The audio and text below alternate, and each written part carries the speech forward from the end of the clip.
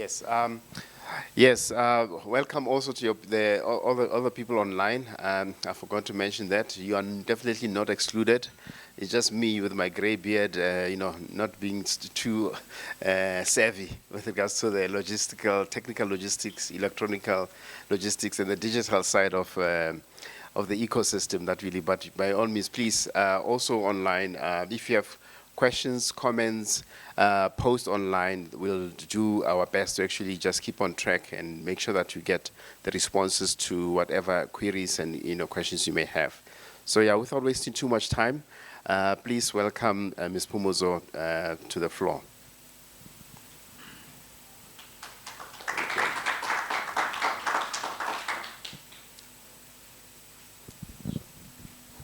Thank you. Greetings, colleagues. I trust you're well and you're expectant, because I am expectant. I believe we're going to share so much information. I'm going to learn as well, because, yeah, as we interact after the session, doing what we call networking in the business language, that's where we'll learn that we're all here to learn. Firstly, I'd love to introduce myself. It was a struggle for him to pronounce my surname, hence I said, no, I'll just do it myself. He was not going to do justice to my surname, and I hate that. My name is Phumudzo Neluvhada. I'm a Venda woman, born and bred in the dark, cities or streets of Venda. I'm a businesswoman by calling. I also went to school to enhance that calling, because calling on its own without some formal training cannot really bring much. And just a brief introduction about myself. I'm not really coming from anywhere that is really out of the ordinary. I'm just an ordinary rural South African girl, if I may call myself that, who really like to give back. When I started my journey, somebody took me and put me on their shoulders. And they've actually taught me so much that today I'm able to navigate in this complicated business space. My story basically begins during the 2000s, after my first tertiary qualification. I have a background of commercial subjects. During my high school days, I did commercial subjects, and I think we were one of those groups that were actually used as guinea pigs, in a sense that commercial subjects in the areas where I'm coming from, it was in the rural Bundu areas, they introduced the commercial subjects, and along the way, I discovered when I was very matured, I was already, working and so on, and I met a teacher who taught me accounting. I met that man at Bosman, and he actually confessed that he had to study a textbook. He did not know accounting, and he was basically dealing with accounting for the first time when he was teaching us. That's why I call my generation guinea pigs, because they were really experimenting through us. But it was awesome. It was an awesome experience. I've learned so much from an early age. And one thing for sure that I've learned is that education really is a weapon that one can rely on during tough days. And I finished my tertiary qualification around 2000, and I joined the job market as is expected by the society to say, after your qualifications, you need to go look for a job. I basically applied for a job at SAPS. I wanted to be a policewoman for some funny reason. So I was shortlisted, and I went to that first interview, my first interview. And it was so awesome. It was so amazing. I ended up being the one who was conducting the interview. And that's when I learned that I think my IQ level is too high to be an employee. And I made a decision at that point that I'm not gonna settle for a, 7 to 4 kind of a job.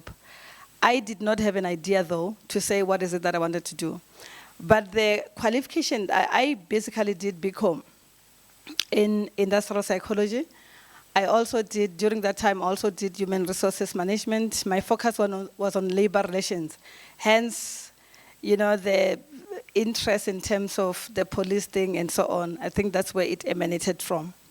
But when I passed matric, if I can just go back a bit, when I was asked by my uncle, because I was raised by my mom and my uncle, of course, my mom got divorced when I was still little. So my uncle resumed a role of being my parent, and he was very keen on education.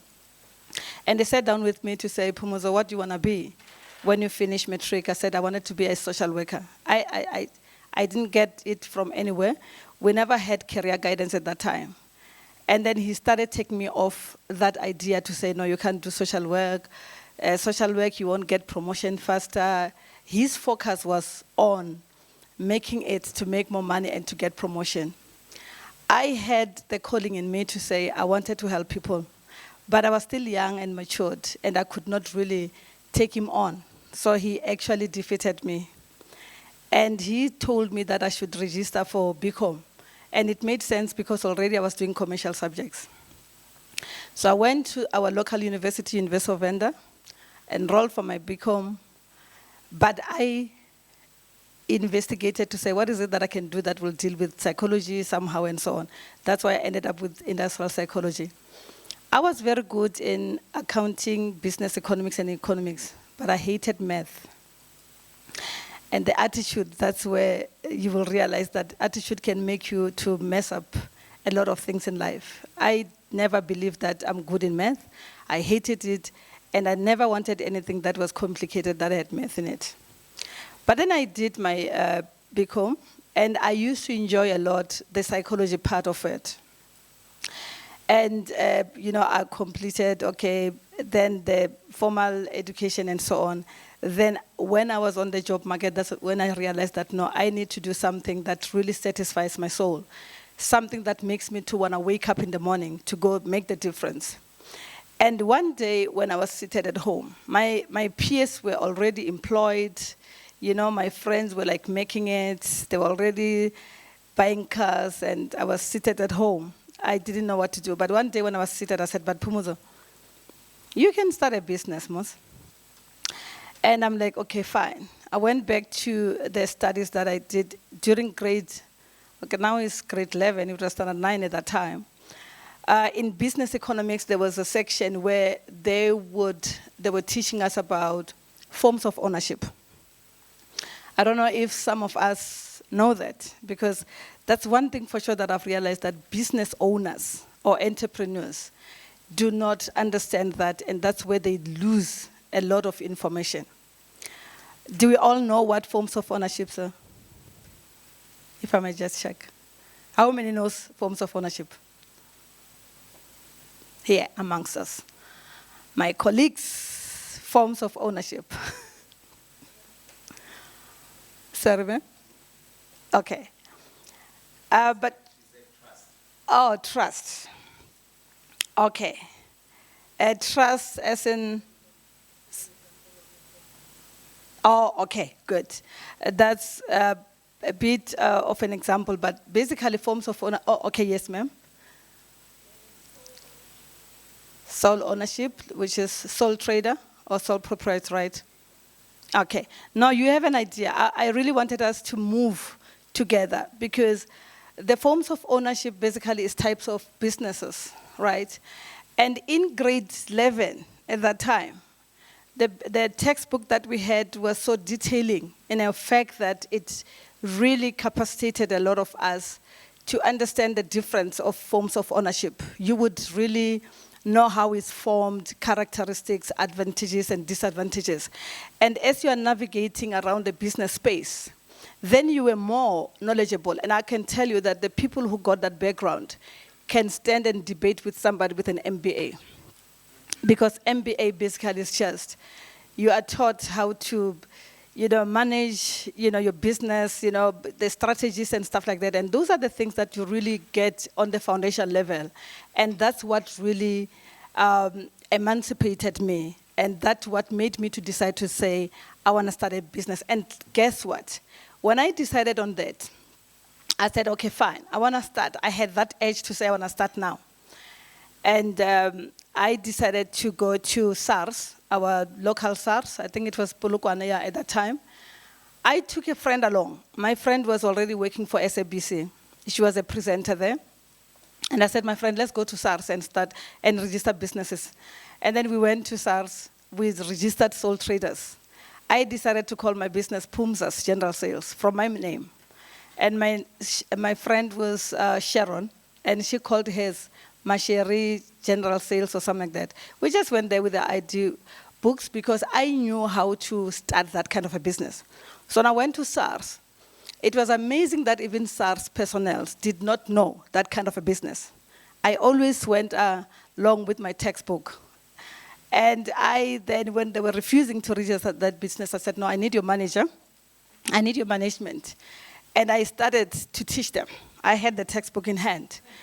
And it was so embarrassing for them. I remember the manager there was a Shangan guy. And I said, I'm not here to belittle you, but I've realized that you need to go for training so that you can lead this organization well. That was some years back. And it changed the landscape of understanding of the business around my area at that time. And then they used to refuse people to go register that. Then when I engaged them, then I walked out with my friend with a business registered as a taxpayer, Phumudzo General Sales as a taxpayer. And then the legal name, of course, because remember with a sole trader, there is no distinction between the owner and the business. They're one because you operate with your ID number. Unlike with your companies, your close corporations, where you have to have a registration number and so on. So there you decide on a name. You just wake up and say Mashudu, whatever, and you go there as long as you register as a taxpayer. I went, prepared a business profile, went to the bank, opened my business account, and at that time, when you wanted to, trade with government, because my focus and my interest was in government. I never wanted to work with, private, entities. So I started going to the department, register on their databases, because at that time you'll physically go, get a form, fill it, indicate what your area of specialization is. And guess what? My first business was catering services. The reason was that I made a market research before I could start that business to say, what is it that can really bring me up speed, with my business, for me to make an impact? What is it that I can do? And I realized that at that time, there were a lot of imbizos that were made. Government was really spending a lot of money on catering. And I said, okay, I'm starting with catering, I can cook. I didn't have to go for training. I just knew that I could cook. And I started there. My mom just gave me a startup capital to start that business. The first catering that I did was catering for the Department of Transport. And there was a premier, our premier at that time, that was in attendance of that event. And guess what? The first project ever was a disaster. I went back with my food because I was late. When I was driving there, there's a lady I know, every one of you may know her. She's an ANC popular woman. She was a minister some years back, Faith Mutambi. I think most of you know her. Faith Mutambi was working for the local municipality where I was catering, and she was a corporate, I think, manager. And she told everyone who was to eat to say, you are not going to eat this because we are not going to pay. And I had to turn back with food. And I negotiated with where I bought the cool drinks and what, even then I took back. Otherwise, along my community, they got free lunches that day because I was going to throw away food. But I learned a big lesson on that encounter. But then what am I saying in my introduction? I then decided to say, if I want to be successful in this endeavor, I need to be different. I need to bring something that nobody can bring along. I really made good relations with the departments, and before I knew it, I think in the first 6 months of my establishment, I was on the top 5 of the catering companies that would be recommended whenever there was a very big event. The catering that we're doing, we're talking about 500 people and above. And at that time, I did not have a car. I would borrow my uncle's car whenever there are those events. And you know, mostly the uncles are very good, but normally they are married to those wives that will not make life easy. So every time when I had to ask my uncle for a car, the wife will deliberately make a trip for me to get the car late. And most of the time I was like driving at a high speed until one day when I was catering at Louis Richard. I stay in Tondo. It's almost 76 kilometers away. And my uncle gave me the car. I was to serve lunch at 12. 12, they said they were having a workshop. It was a Department of Agriculture. And I was told to be there by 12 to set up. My uncle's wife gave me the car at 12. And I was told that that car, I shouldn't drive up to 80 kilometers because from there it will start to vibrate. It had some issues. And I said, God, okay. So my uncle, my big uncle, the firstborn in their family, was there. And he called me aside and said, the one who said I should not study social work. Then he said to me, hi, my dear, I think it's about time that you should buy your own car. I don't like what's happening. This is very stressful and so on. And I took that word. And I went to cater. When I arrived, because I walk with God, you know, in this journey, they were still busy with their workshop. I set up. I sat even maybe for 30 minutes before they come to have their food. And that was just a greatest relief. But remember, it doesn't always happen like that. So that is my introduction. That is the woman that you are seeing, who really started in a funny way. But I really marveled. And, you know, from that catering and that sole trader, I then decided to say, because a sole trader is a bit of a tricky kind of a business, because remember, you are taxed as an individual. So the tax itself is a bit higher. And then the other thing, when you go look for finance, it becomes a challenge. In terms of the characteristics, those who understand it, you'll realize that because you cannot separate the owner from the business. So if you are to go to a financial institution and they give you money, and it happens that you die, your money and everything is stuck up in some trust, I mean, in some estate, and maybe there's a lot of fightings within the families and so on. It means whoever that borrowed your money is in trouble because they have to wait until the estate is wound up. So that is just one thing that makes it not a very good kind of a business. And again, if you are to lose any business, you are affected personally, because if, for example, you are married, it means even your partner is affected. When they are to sell things, everything belongs to your name. So basically, it's not really a very safe kind of a business if you're not responsible. Hence, you just have to register a business. So I moved from that space of the catering. I was still doing catering with that business because it was already established. And then I went to buy what we call a shelf company. And with a shelf company, my first project was to do bush clearing.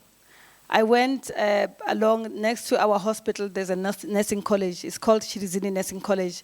And I saw that it was so bushy. And I went inside there because this business, I was owning it with my friend, the one that I started with, yeah. So she had 50% shares, but she was working. And she was a backup in terms of finance because I was not working, she was working.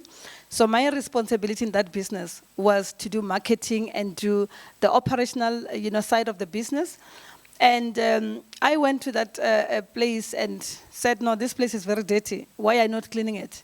And I gave them ideas to say, you can put this in procurement. And they put it in procurement. And the first company that won that project was me, of course. And we just got some guys who are seated on the street. We said, guys, we have got a job for you. We went buy those things that we use, the lashes and the what for a day. We bought them cool drinks and bread. They worked that day. And I think the first invoice that we submitted was like 48,000. And that's not a lot of, it was a lot of money because we're talking about like the early 2000 there. And that's where we realized that this thing is doable. Then the second project on that company, I saw an advert on the local paper where the University of Venda was, they advertised a catering, tender for the university. And in that advert, I read that they said that the company that will be eligible to be appointed should have a small company within the area so that they can do skill transfer. Otherwise, if you are a big company, you are tendering and you don't have that, they were not going to give you the tender. So I looked at the company that was presently catering. When I was a student there, it was the same company. And I decided to approach them. And when I approached them, I told them, obviously, our business was not really that well established, at that time. And I lied in my presentation. I remember I was speaking to the business development manager of the company. And I called him to say, I saw an ad, blah, blah, and so on. And they interviewed me. And they liked my story. And I told them that, with the business profile that we prepared, we indicated that we catered for funerals, for weddings in our community before we were formally, registered. And I knew that I could come up with names, wherein if they want to do follow-ups, then they can, you understand what I'm trying to say. So I was then called formally to come to Woodmead. Their offices were in Woodmead. I'm in Venda. I don't have a car at that time. I decided to say, okay, first impression last. Because I'm called there's a board meeting, they want to see this company, and the tender was closing, I think, on Wednesday. I had a meeting with them on Monday here in Woodmead. So I went to my cousin who stays in Glen Vista. In the morning when they were taking the kids to school, they gave me a lift, took taxis in Joburg, came to Woodmead with a suit. I invested on a nice suit and a business bag, and I was looking presentable. And then I walked in there. When they took me, they assumed I had a car, right? And the person who received me was the business development manager. And I just said, I was not married at that time. I was still young. And I said, my husband and I came for a business meeting. And I said, you know what? My husband is in the trucking, industry, this cross-border kind of a business. So he went to Boksburg for a meeting. So we're using one car. So he dropped me here. So he will pick me up later. And I put the story. When they looked at me, I was really convincing with my looks. And I walked in a boardroom like this. It was like black like this. And that boardroom was full of white people. I think the only blacks that I saw were only 3. And I walked in. There was this man, he was called Louis. He had a patch. You see that black patch that people normally put on their eyes? I don't know what for. And when I walked in there, I'm like, Phumudzo, what are you going to do here? And then they gave me an opportunity to present. I presented. They asked me questions. I answered. They said, we are taking this company worth. So submit all the documentation. I had all the documentation in my bag, very organized. I gave them. And then they said, we need to meet. The person who was going to submit the tender was going to be there on Wednesday. The next day, then I had to go back to Venda so that I can meet that person on Wednesday. But the funny story was when I was leaving that place after that meeting. And then I said to the business development manager, I said, you know what, just take me there's a McDonald's there at Woodmead. So I said, just drop me there at McDonald's. I want to read my emails. And then I'll be waiting for my husband. So he'll come and pick me up there. He told me that he's on his way. So I will just be there. And that poor man took me with his car, dropped me at Woodmead. When he left, going back to the offices, I walked. You see there's a queue where people get their taxis there? You see that place, ne? Yeah, when they stand on the queue, waiting for the taxis to Joburg. I'm going back to my cousin's place. The next day I went back to Venda. Wednesday, my uncle borrowed me a car. I had a car. I drove there. And then I met them, and we submitted. And amazingly so, we won the tender. I tell you, the reason was for them to get that tender was because of us. Remember, we were actually local girls, and we were actually, we studied at the local university. So we really, fit on the profile very perfectly. But because they were supposed to do skill transfer, they were just giving us money. Every month, I think we were getting 25,000. But they were not really doing the skill transfer.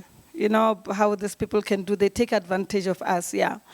And then I think the university picked it up in some few months that, no, this is not a real deal. And then they decided to cancel the tender. But we had actually received quite a bit of money. And that's where I was actually, enlightened to say, this thing can work, huh? I don't really need a formal employment. I can do this thing. So we maneuvered around all the, challenges and moving forward. And I remember after that company that I was owning with my friend, I said to my friend, because I realized that I was the one who was putting more effort on the business. He was just getting the 50% cut while she's working at SABC, and I was doing all the job. I said, no, let's also have our own companies that are formally registered. Then I had my close corporation, and I started very well. I got the first project, which was this feeding scheme, school feeding scheme. And then I also got a project to deliver some animal feed across the province in all our districts. And that was one of the breakthrough that I got in the tender space. And the rest is history. I think my introduction you are able to follow it, right? But don't be threatened. I'm still here standing and still face some challenges, even though I look like, my introduction looks very good. But now I want to get in the more formal part of my presentation. I think I will ask the slide where it says reflection on my financial management at that time.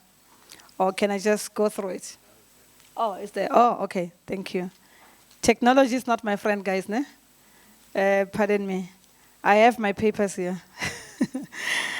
On the reflection on my financial management, I looked back and said, what is it that I didn't do right?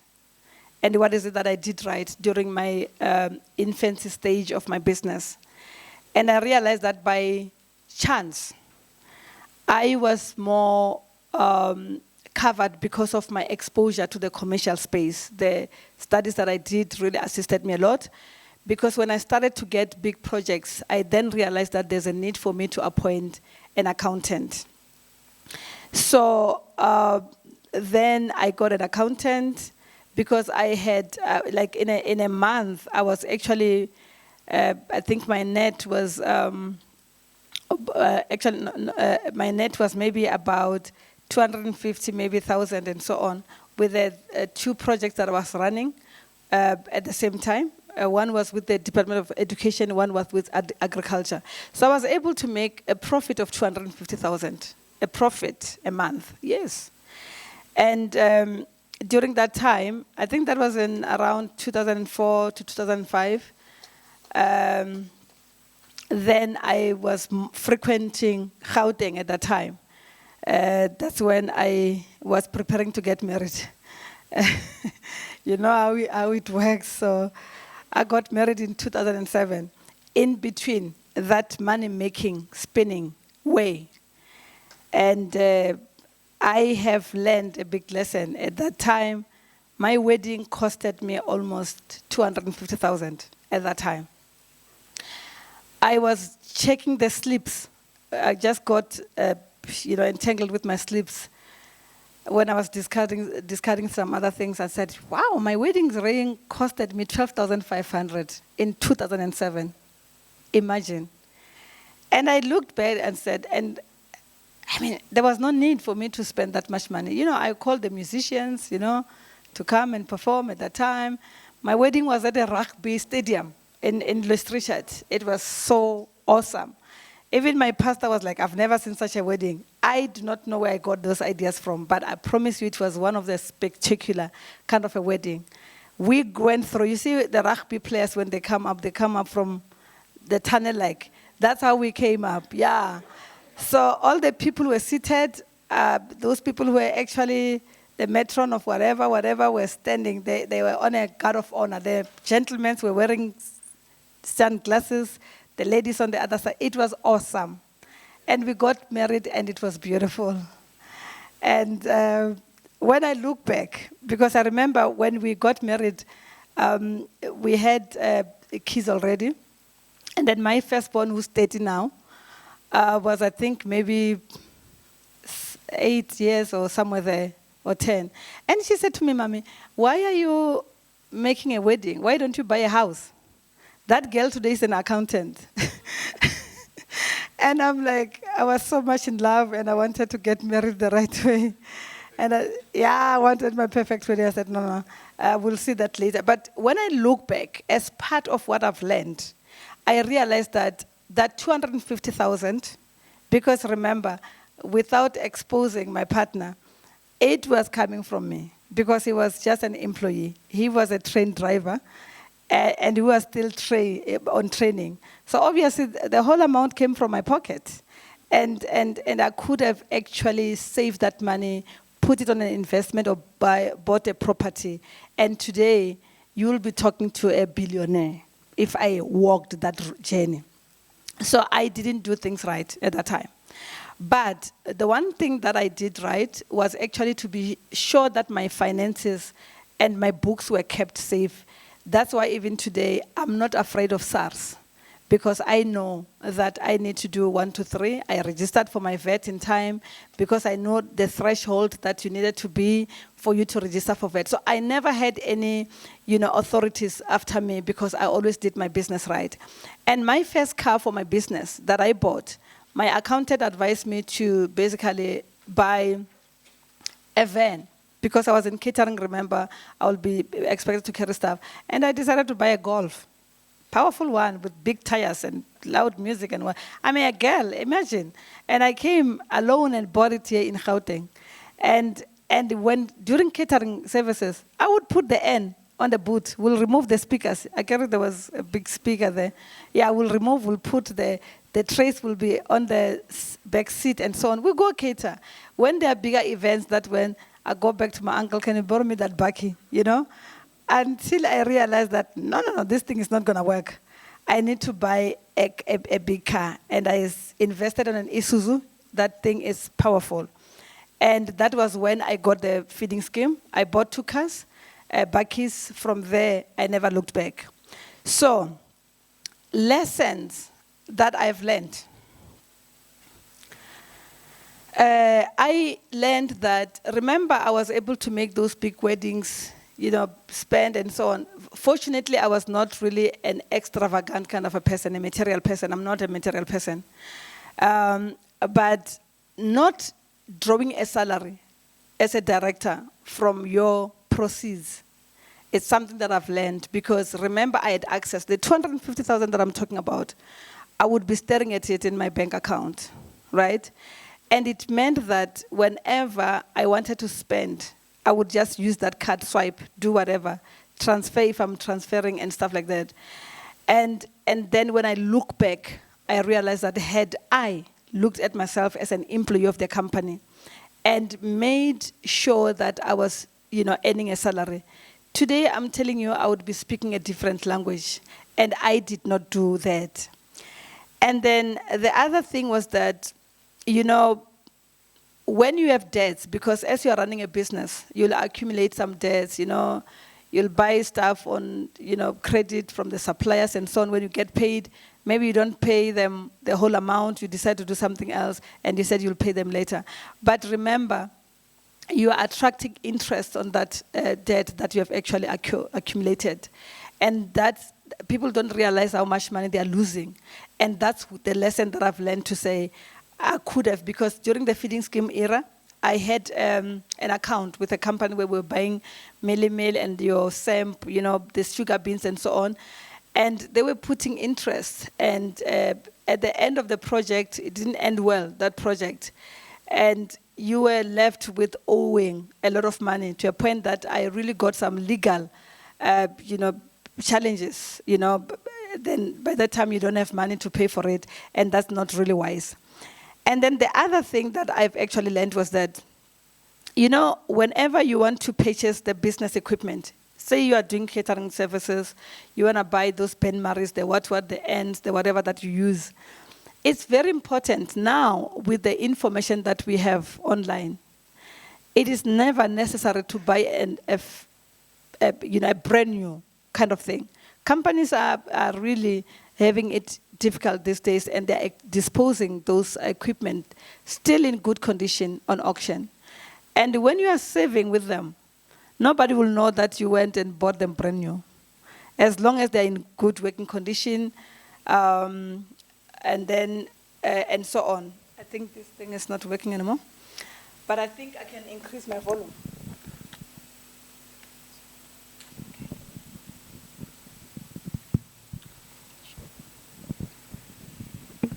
So that is another tip that I can share with you, to say, go online, check on auction. Hello? Okay. Can we get some assistance? Hello? Okay.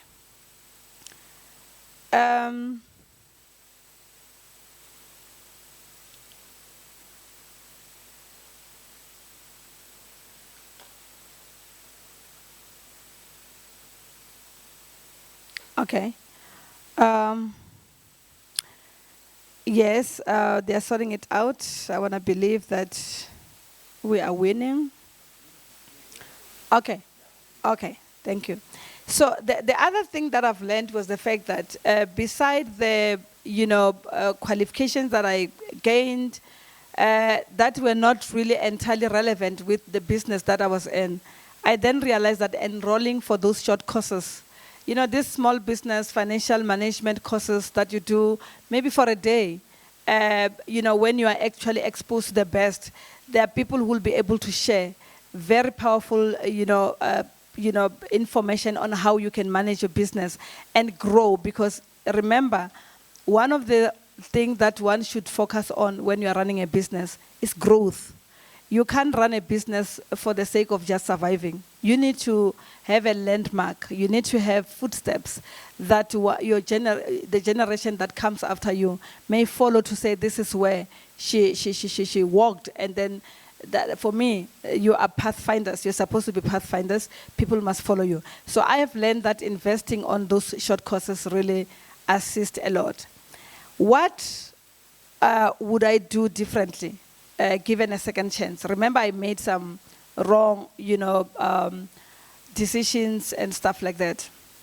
I promise you the first thing that I would do if I were to be given a second chance would be to entirely, strip myself, the control that I have, for my finance, and just not have, on our wallets, if we check the women there, we have got this thing of carrying all the cards. And when you lose the purse, you lose everything, and you expose yourself to these criminals that are very smarter than us. And there would be no need for you to carry a business card, unless if it's a secondary card that has been made, because there are benefits, of course. Like if you have this account for Standard Bank, you find that when you go put petrol at, I think it's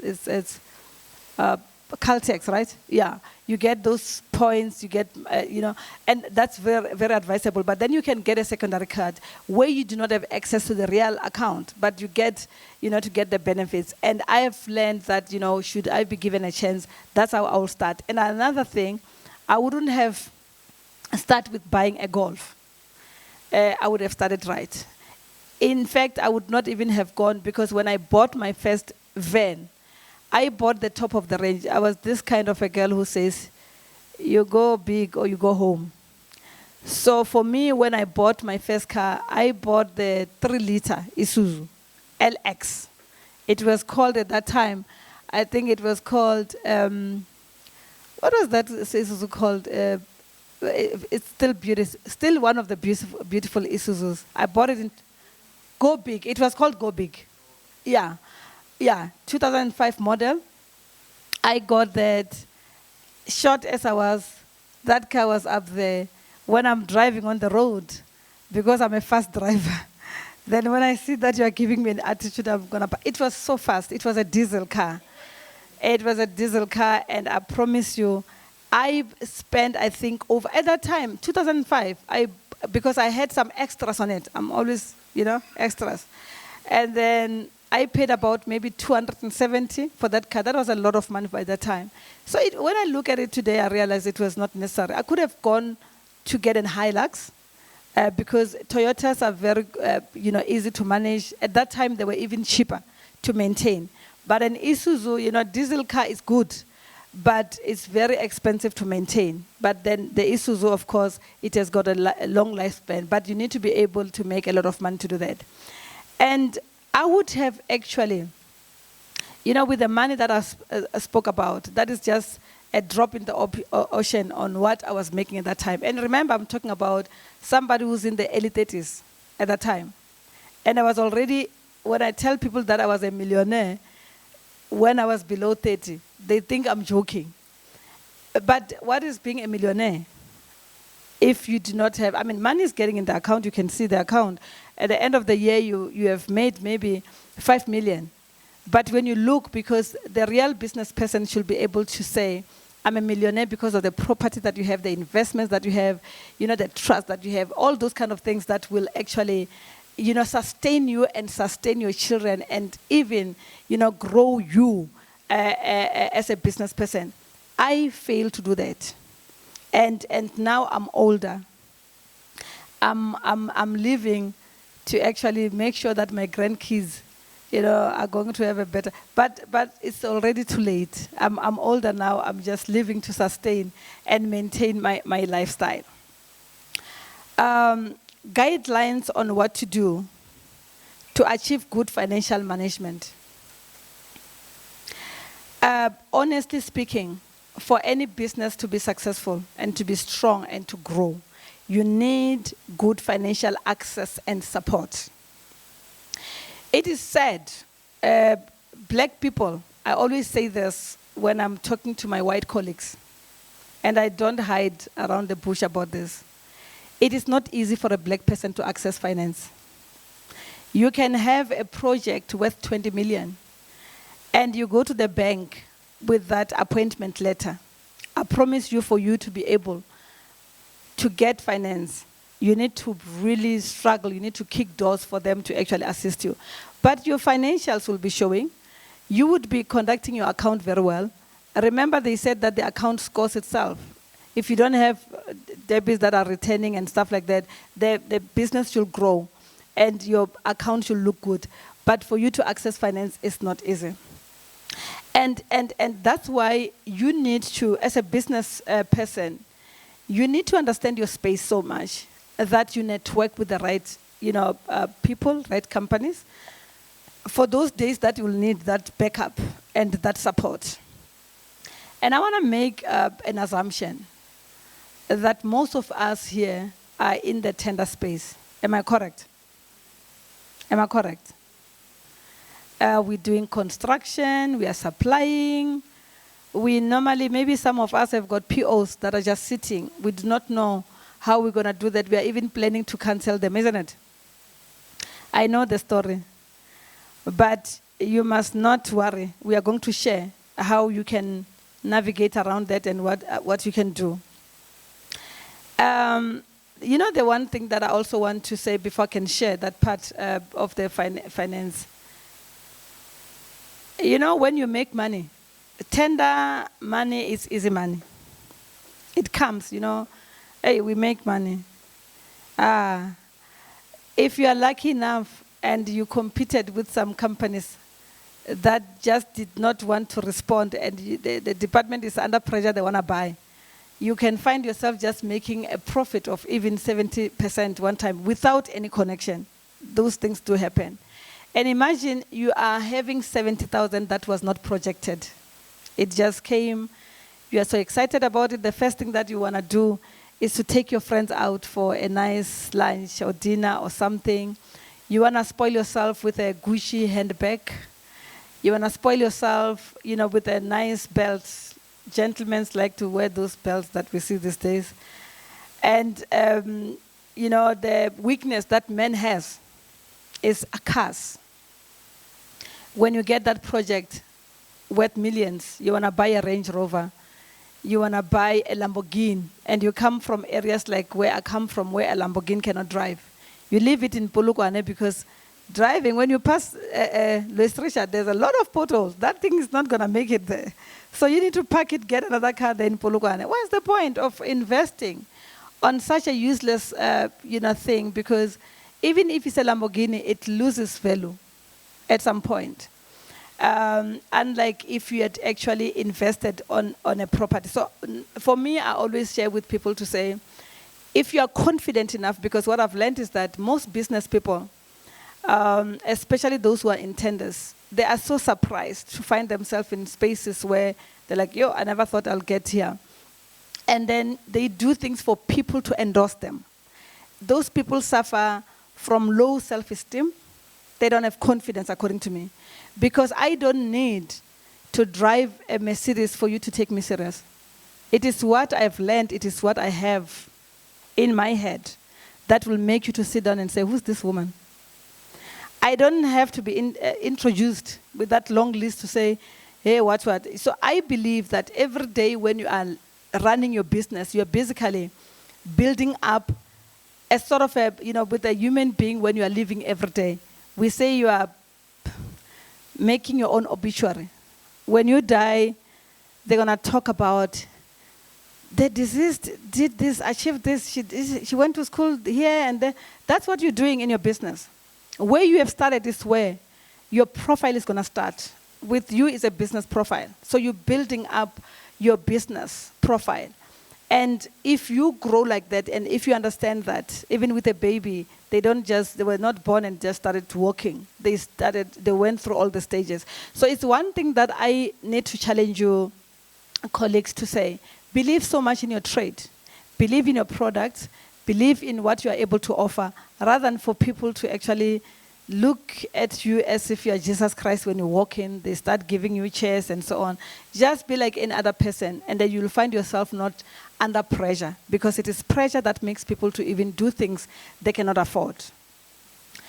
I know that everyone, especially these days, this explosive, these social spaces have really exposed us, and they're also giving us so much pressure.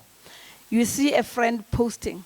I saw this friend that I went to school with yesterday. He's making money. He's a sound engineer. Yeah, he's making money. And he posts everything on Facebook. It's part of his marketing. When people look at him, they think, this guy is bragging. Kantiana, so when he posts those things, he's got clients that is actually catching them. Now I saw him, he's traveling to the Netherlands. And then you will see him traveling, and you get the 70,000, you decide now I want to go to Mexico, because this person, you follow the person, right? But you don't know where this person got the money from. Maybe he was invited by a company that wants to use his services. They paid for everything. When are you going to take that money that you're supposed to save and grow your business, and you go on an exotic getaway? What is that? For me, I feel there is so much space to learn. I mean, holidays are good. We need to rest. But then you can buy some holiday packages where you plan, you pay, there are rebates, there are these benefits. Now I see with Momentum and Discover are competing. I am on the Momentum side. You are paid for living healthy. You are paid for driving right. You are paid for, you've got those benefits. When I want to book a flight, Emirates to be exact, I am given about, I think, 4 trips that have got 50%, if not 40% discount on my flights with my family. And when I want to book hotels like this local Protea hotels, I get 50% discount.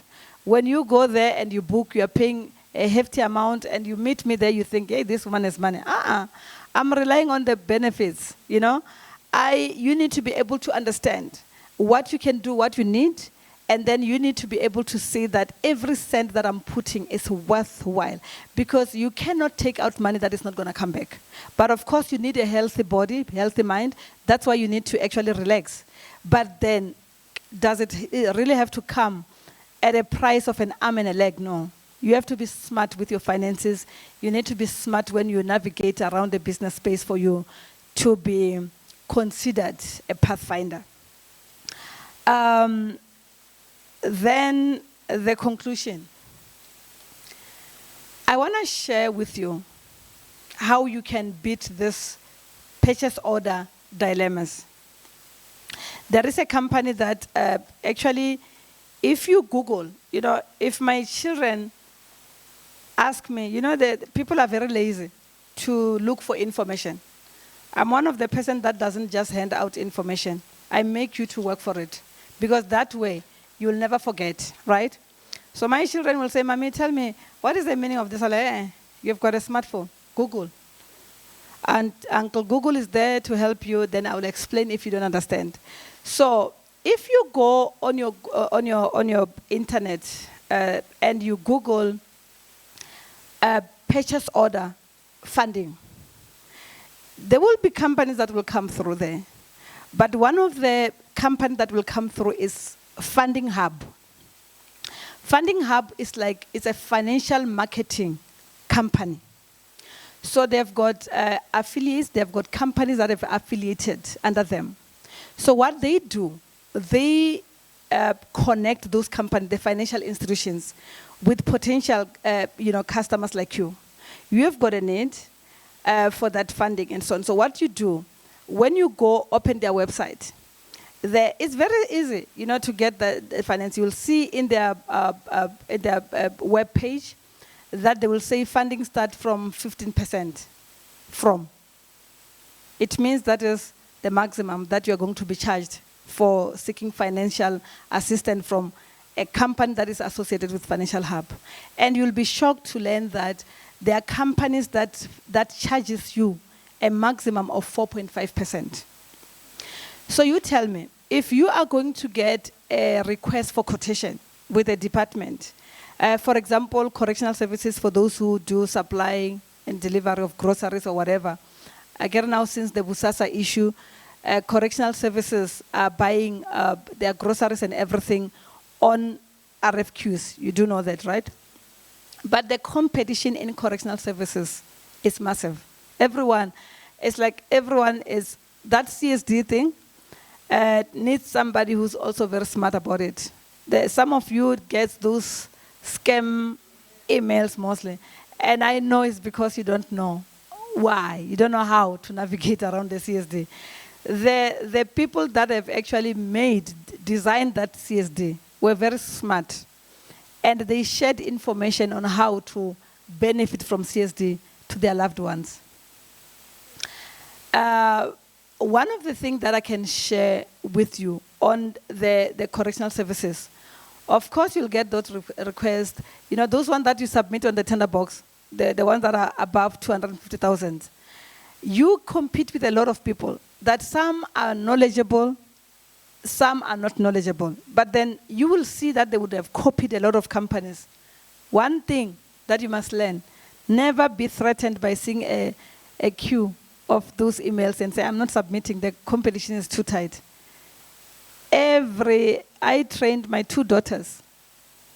My firstborn is working, but she has got a side business. She is making, yesterday, what she does, because she does not know those things very well. Yesterday, she got a purchase order from the defense. I remember I assisted them with her husband when they were doing the quotation. And then they got the purchase orders. So they thought it was a scam. And they sent it to me, Mommy, check this, is this a legitimate order? It's not that much, because you'll find that they are getting the orders for 45,000. They will make a profit of 15,000. Where will you get 15,000 from? So if you know better how to respond to those RFQs, you can find yourself in a month having got 5 POs. And in all of them, if you are getting 15,000, you are better than a chief director in the department, honestly speaking. So I saw that. So what you do when you see those RFQs, the first thing that you need to understand as well, invest on good companies where you buy your stock from. That's where you beat the competition. Because if you go to a wholesaler and you get the good price and you still negotiate that if I get this, you're going to give me a discount. Negotiate discounts. When you are going to submit your RFQ, you are already lower.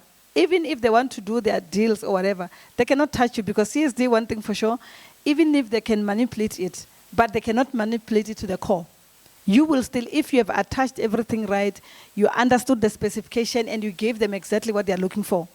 And the one thing that I was actually discussing lately was the fact that people lose these projects because of minor things. For example, where they will say, maybe this information is not applicable to you. You see when you're reading that this one is not applicable to me. You skip. You don't do not applicable. You don't do no. Because remember, there is a difference between not applicable and no. There is a question where they will ask you the VAT number, right? You don't have a VAT number yet because maybe you don't qualify. You don't write not applicable. You write no. You are not registered for VAT yet. That thing is applicable to any business. It's just that you need to qualify for you to be a VAT vendor. So those are some of the things that eliminates you to actually get ahead and not signing where you're supposed to sign, putting dates. Correctional services now, they even want you to initial every page. There is a person who actually lost a project because they didn't initial. They wrote there on the cover page when they were inviting to say initial every page. The person did everything. The person was actually ahead. I basically went with that person to Fort. When I went there, they showed and I read the specification. It says initial. You have lost the case. You can't do anything. So it's important for you to read the specification, check the attachments that are needed. What I always teach people to say, when you get that invitation, that RFQ, or a tender document, read the specification, what they are requiring, write them down on your maybe whiteboard, if you have a whiteboard, to remind you to say, I need to get this. I need to check that my tax is in order. I need to check that the CSD, everything is in order. What you do while you are waiting for prices, because this service suppliers sometimes, they can take forever. You are going to get prices maybe a day before, the tender closes. But if you have already attached everything and you are only left with the prices, there is no way that you cannot submit a competitive bid. So that is just one thing that I thought, it was not part of my presentation, but I realized that is one thing that is making people not to get these RFQs. So there is a company which is called Bright On Capital Pty Ltd. They are here in Sunning Hill. This company fund purchase order, invoice discounting, contract finance. I know with purchase order funding, you know about that. But the invoice discounting is where you have delivered maybe to municipalities. Normally municipalities take time to pay. Or maybe ESCOM, because some of these people, they will sit on your invoices, they want you to pay them kickbacks before they can pay you. So when you go to this company, you give them the invoice to say, this is what I've invoiced government, or whatever the institution, and then you cannot wait for 30 days to get the money. So they pay you 80% of your invoice upfront, and they wait for that money.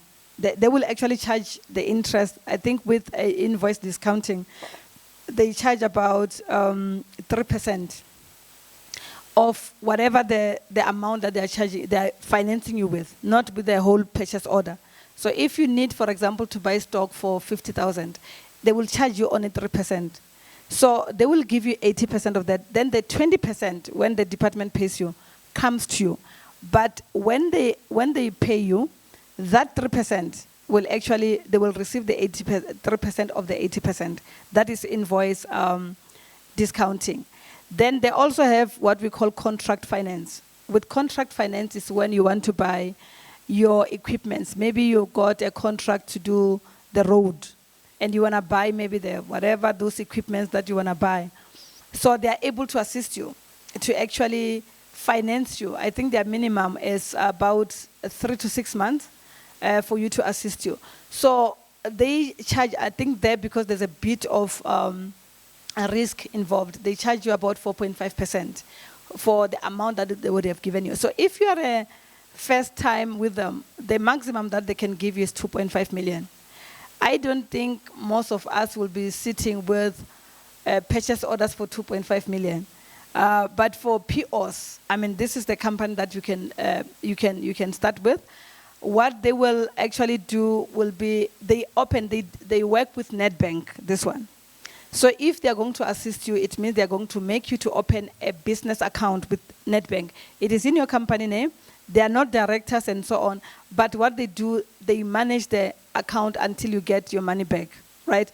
When you get the money and they get their money, you can even close the account if you want. Or you go back to the company, to the account that you've been using before. So there are no hassles. There's nothing that you can say you cannot get that help from. But otherwise, with other big projects, my advice to you is that go to the funding hub. So what you do, they ask you a question to say, how much do you want? You'll put the information right there online. Then they will say, upload this document, you upload. So what they do, they send your application to various companies that when they get, if you are assigned with one of those companies, they get a certain percentage for their marketing because all they are doing is to connect, But also yourself, if you refer me to Brighton Capital and they really assist you, they give me a certain percent. You can make money in any other way, even if you're not really getting, just to refer your friend. Because I think the most important thing, when we are networking, let's make sure that we have got the right people on our corner. We learn something at the end of the day as we connect with the people that we are with. So finance should never be an issue. Standard Bank, I have been banking with Standard Bank for the past 17 years or more. I've never changed banks. They now have what we call enterprise development something. So what you do as well is the same as like this, but the thing that they do, if you are going to buy stock or whatever, they will make you to open an account as well. And then it's the same process, but their interest is, I think it's about, they charge prime plus 2%. Yes, prime plus 2%. And then there will be that initiation fee that they charge because they need to go. If you're going to buy, for example, equipment, they go and do investigation to say, is this company legit? Because some of us are really losing a lot of money by just, paying companies that were not really researched. So they do that. By the time they pay you money, they are sure that this is a legit company. They're not going to lose money. So there's a lot of companies that you can, I think I've already, with a group that we're attending online, I've shared in some contacts of some financial hub, but I'm also a phone call away to actually give guidelines on how you can access the finance space and so on. But this company that is called Brighton Capital, those are the details there. That young man, Phumudzo, is their CFO. Very, very good. He will actually, even if you don't qualify, that man has got a heart. He doesn't want to see any business failing. He will do whatever, convince the board to even say, please fund this person. But you need to be sure that your profile as well, in terms of how you handle your finances, speaks for you. And in conclusion, I just wanted to say, tenderpreneurs do not stand a chance in the dispensation that we are transiting to strive to be a legitimate businesswoman or man who can leave footprints that others can walk on. You cannot be a tenderpreneur. Obviously, it's a negative thing when you are called a tenderpreneur, but there's a reason why those people started the name tenderpreneur. And blessings and success for your business as you strive to perfection. Thank you so much, and that is all.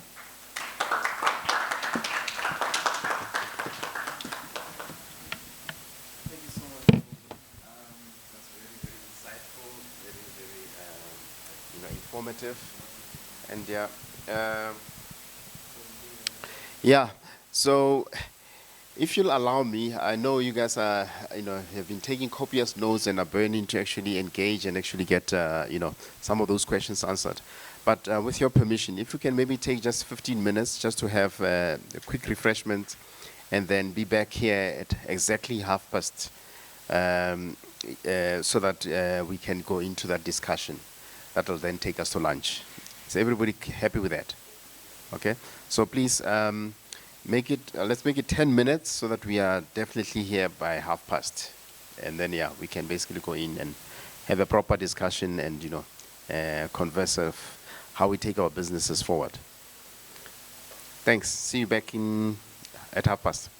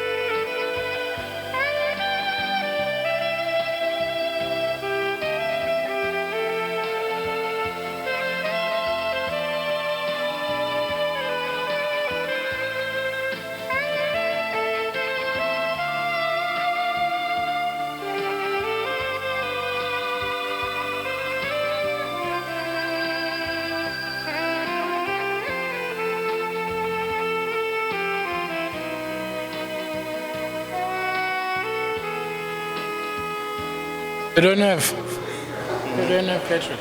Oh, three cars. Okay, let me give.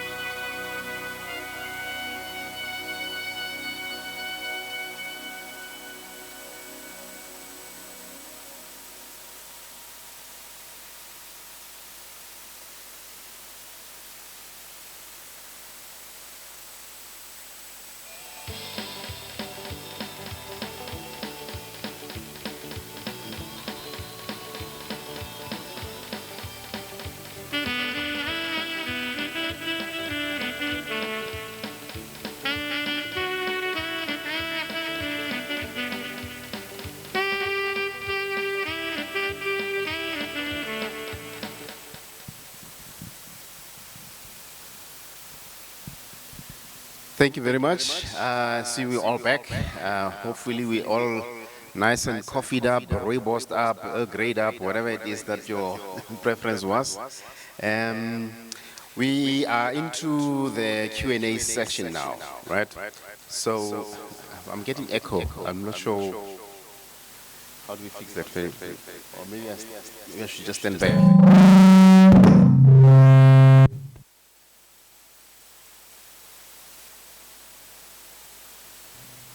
How about now? Sounds better. Okay. So yeah, we're at the beginning of our Q&A session. So how we're going to do this is we've got people online, and obviously we've got an live audience in the room. We'll first go with the questions that have been posted online, and then once we've exhausted those, then we can come back into the live session, because then it can be interactive and then we can let it flow naturally, right? Everybody on board, right? So what I'm going to ask to do as well is, just like the last time, if you have a question, please stand up, introduce yourself, and face one of the cameras, preferably the one on the left, so that the people online can actually have the benefit of your beautiful and handsome faces, you know. Not that I'm pimping you out, but yeah, I've got to brag a little bit about our audience. So yeah, without wasting too much time, Masedi at the back there, who you are all acquainted with, will basically be fielding the questions from the guys online. And Phumudzo,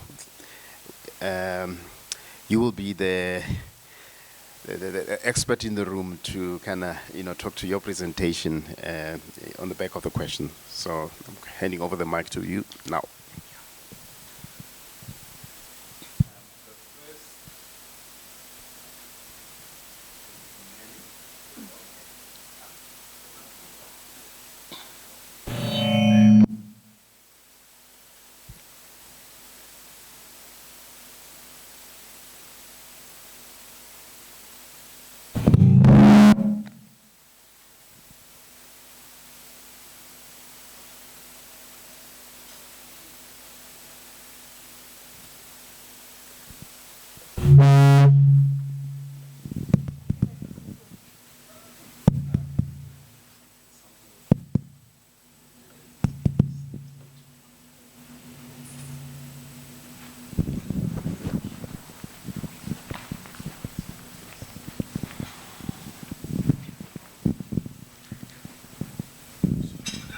No problem.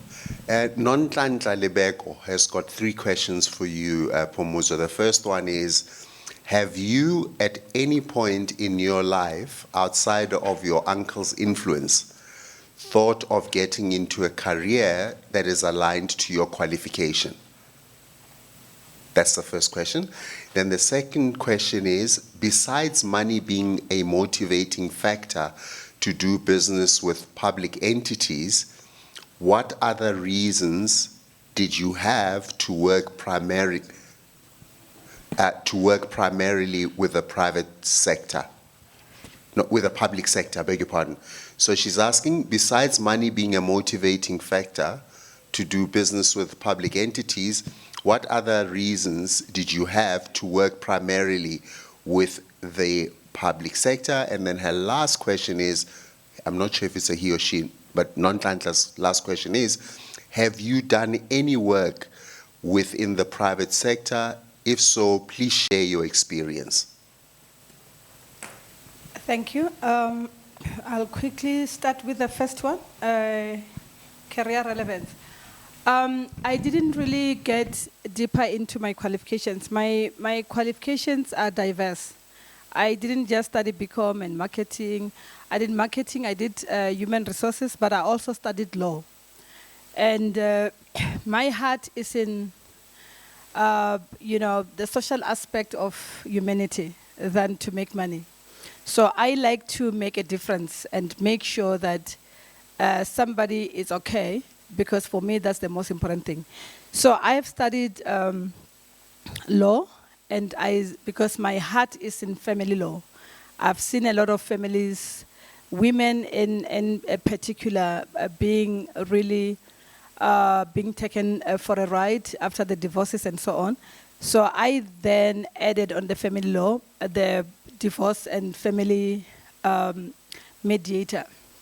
So I am that person that I don't like litigation. So I'm in my career, but amazingly so, I'm not in my career to make money. I am in my career to serve humanity, to do what God had called me to do. That is my calling, actually.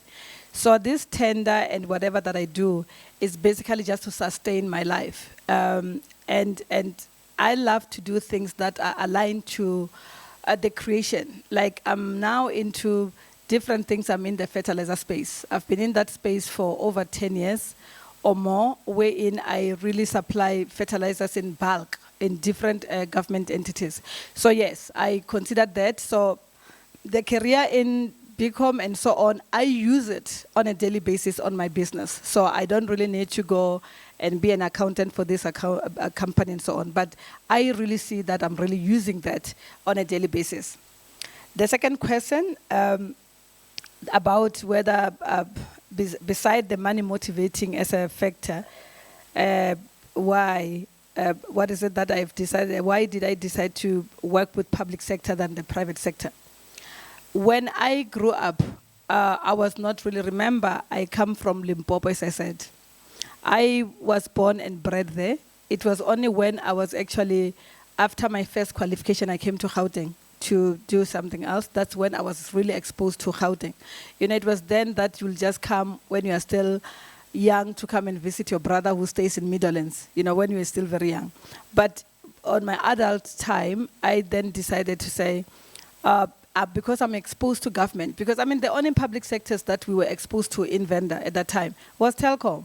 It was not actually entirely private, you know. It's a government entity, and there were few, private companies. I think because I started with the public sector, I then realized that their system works for me. I hear people complaining about waiting for 30 days to get their payments. I don't think I've ever worked with a department that have ever paid me after 15 days without knowing any person. I have been getting paid in 7 days, 10 days, and that's actually one thing that have actually made me to concentrate on public sector. And that's where I meet people that are starting up, you know. You go to a briefing session, that's where you meet people. You know, with private sector, remember these tenders are sent to your email. You don't even know each other. So there's no giving back that you will actually do within your community. But with the public sector, that's where I meet the people that I realize, I mean, sometimes I get a quotation that was sent. Maybe, and this is something very important that I want to share as well. When you receive an RFQ and then you want to respond to the sender to say you have received it, you go to reply all. Please refrain from doing that. I've been getting quotations, response where you are supposed to send to the entity, and you are competing with me. And I see your pricing and everything because you don't know that skill to say, you don't say reply to all. You must reply to the sender directly. So that's where I'll pick up that this company, they don't know how they're doing it. I will pick that person and call. You are not going to get this project because of 1, 2, 3. I start to teach them there. That is why actually I decided to focus on public sector. Nothing specific reasons. I've not dealt with the private sector at all in my life. I've been on public all my life. Thank you.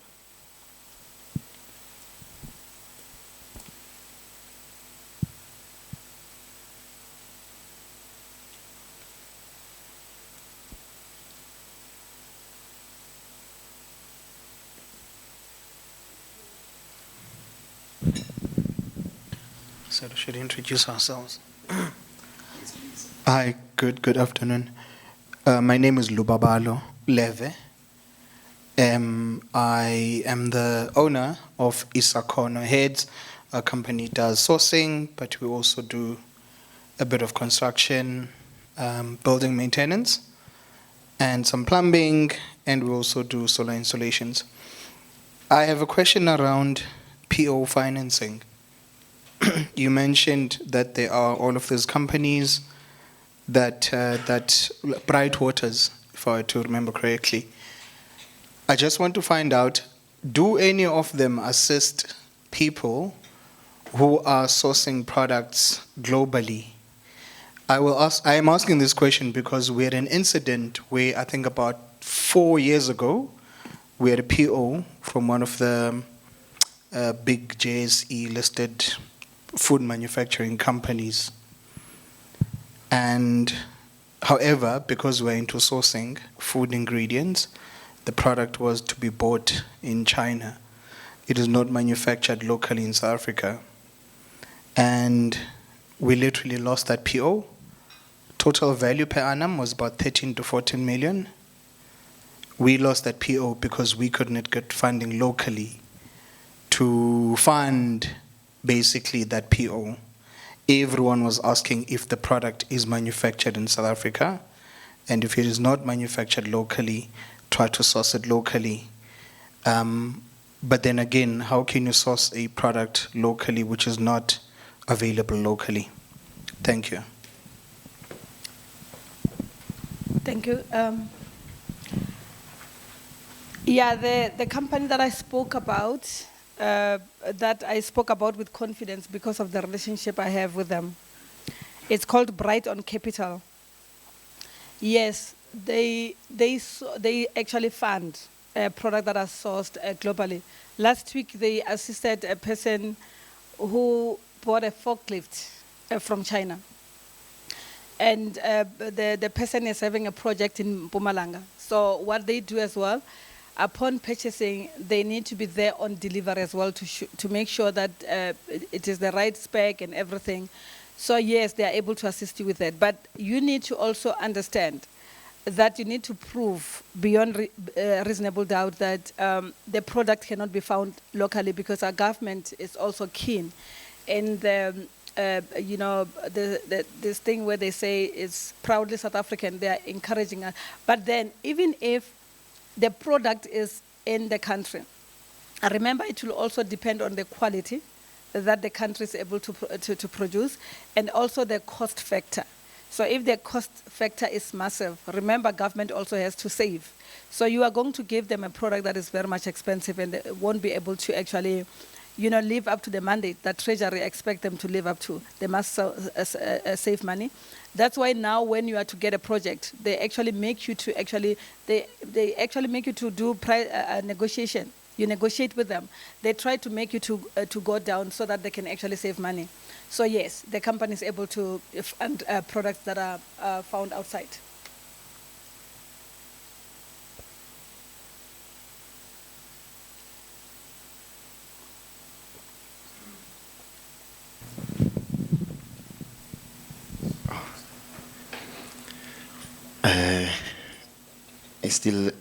Is it afternoon, colleagues?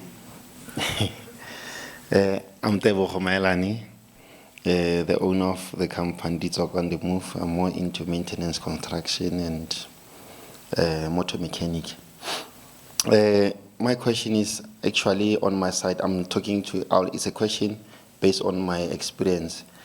I had a tender which I was bidding on, and then everything went well.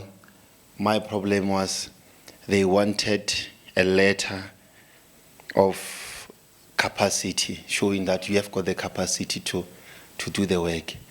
And it was, I think now I've got almost 2 weeks now. It needed a capacity of 2 million upfront, so before you do the work. So I withdraw myself out because majority of the funding people, they want purchase order upfront. I had everything in, and I qualified for everything. Everything it was intact, but now is the Bright on Capital. Can they do do they assist, or maybe if it come to a point of saying, I need a letter from you guys to say you can fund me on this thing. Because now they need an assurity, majority of these big orders, to say, if I need to do a 1 year work, will I be able to do it without problem of functionality of funds? I thank you. Okay. Thank you. Maybe if I can ask you, has the tender been cancelled? On my side, I withdrawn, and then someone already got the work already. Did you write a letter to say you were actually? Yes, I withdrew I wrote an email saying I withdrew.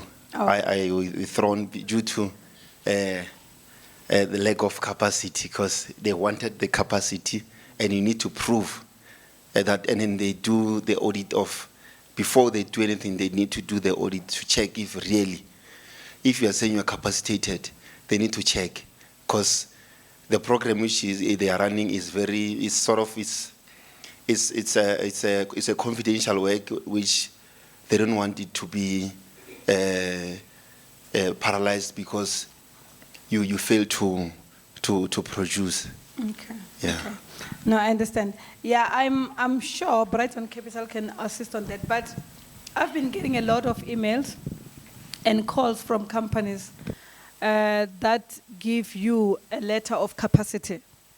Remember, with most governments, even I think the private sector, if they are giving you a project that is massive, and they know that you're an SMME, they know that you don't have capacity financially, then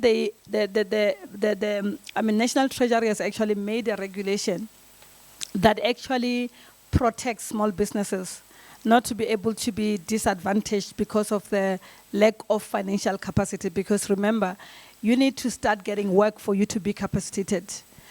So if you are to compete with those big companies, then you need to be put on par by actually getting the support. Yes, there are a lot of companies that are able to do that. There is another company in Centurion.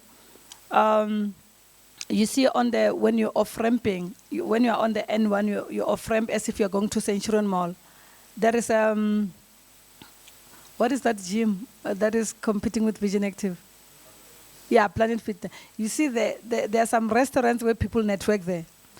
Right in that complex, there's a company. I had a meeting with them last time. They've got very interesting, they fund project up to 50 million. But you need to be able to go visit them before you have any job, so that you can check what else can you benefit from that. Well, their percentage becomes a big step because they are able to give you even the legal advice, the financial, it's a big thing. But even on I said to you, if you Google and say funding hub, you are going to get a lot of companies that you can go through and check which one, like that order. If you got an order, you can try this thing and just, put your details, the purchase order number, the value, everything that they want, so that you can see. This is how you're going to get a lot of those companies. You put that information, so that company, Financial Hub, is going to send your profile to a lot of companies. They will start calling you, sending you emails, and then they will give you the requirements, and they will tell you as to how much they can actually offer for that. 2 million, it's nothing. I mean, you shouldn't have lost that work. Honestly speaking, I'm so angry. I'm so angry because even a person like me or him can act and offer a collateral, make some agreements. It's important that when we are networking, we need to understand that there's no way that somebody can lose a lucrative deal because they don't have money when I've got money on the account. We just have to find ways. There are a lot of legal ways that we can follow for us to be able to assist each other. But yes, you can get companies that can assist you.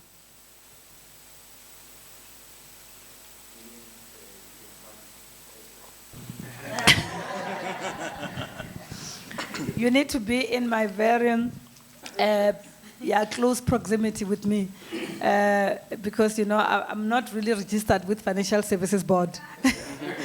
So if I fund you and you run away with my money, where will I run to? You know, I would have committed an offense as well. So, but I know people who can assist you.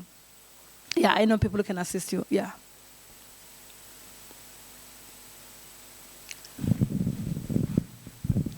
Hi. Sorry, I know that earlier you mentioned, okay, I know that earlier you mentioned that it is highly advisable, or you actually would highly advise that startup entrepreneurs should actually draw a salary from their bank account as much as possibly that they can. Now, I mean, I'm trying to take it to a more practical world. I know that you're also being practical. But when your monthly turnover, or what you can make, because we all do different things. And I always try to, myself, take away myself from what I do and apply it to anyone else who's an entrepreneur. Your takeaway or your monthly turnover is on about 15,000 rands at a margin maybe of, I don't know, let's say you're making about 40% of that is what is your net profit. My question is, how does a person in that situation, you know, get enough discipline, or how does a person in that situation actually pay themselves a salary from that 4,000 rands or 5,000 rands that is their net profit? We're talking realistic situations. We know that the money doesn't come in constantly. It's not that you get paid at the end of the month. You sell a magwinya today, you come home, you've got $800 that you've made. Abantwana balambile ngapha, your kids are hungry, you need to buy something. How does one get out of that situation? Because it is, I think, what at the moment I see being a big challenge with a lot of other smaller businesses that I have had conversations with. Thank you. May I? Yes, I said. So if I can, I want to give my view on this one, because I think the principle that Phumudzo is actually encouraging is to separate the individual and the business. Okay? So when a business is still young and it cannot draw a salary, you're quite correct. It's quite impractical. In that instance, what you want to try and do is that expenses that can legitimately go through the business as business-related expenses, of course you must put them through. But where you're now going to go and buy groceries for yourself, don't do it through the business. That's what Phumudzo is trying to encourage us to think about. Rather, even if you're drawing 1,500 every month, and there's a budget that is then used towards paying your non-business expenses, it's cleaner. Because what happens is later on, when you now have ramped up and your revenues are looking attractive, before you know it, you now are going on holiday using the business account. It's not a good idea. Separate the two. That's what the principle of what I'm hearing Phumudzo actually emphasizing by saying, given a second chance, there's me, the person who's got living expenses. Those that can't legitimately be put through the business, separate them. Put money aside and try and just, even if you, because by the way, there's a tax threshold. Below a certain amount, it's not taxable.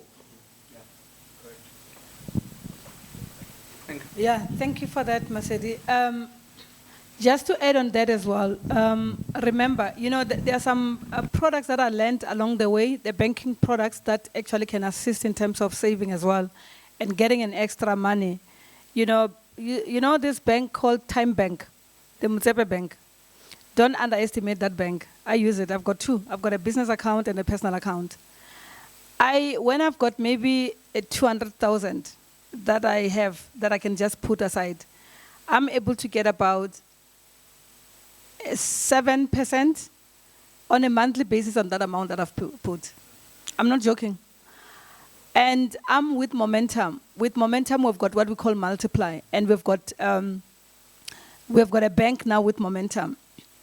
And it's a normal card where you can go swipe, you can do everything. The only thing that you cannot do at the moment is to withdraw money. But as a saving, a place, you make a lot of money. It's competing, I think, with Time Bank. Because I saw they sent me an email to say now the money that I've put there, it's getting me about 8.7% every month. So imagine if you have put 500,000, right? And then you are able to just take the interest, transfer it into, that's your salary that you can get. Those are the two that I've been using, that I've seen that they're making wonders. And also when you make, you sit with your relationship manager, and to make it possible that you do not have access, because the issue you can tell yourself that, okay, fine, I won't touch this money. But if it's easy for you to access that money, then you are not doing anything. Make a plan to make sure that you decide. Remember, when you decide to say you're going to earn a salary, you need to find your expenses first.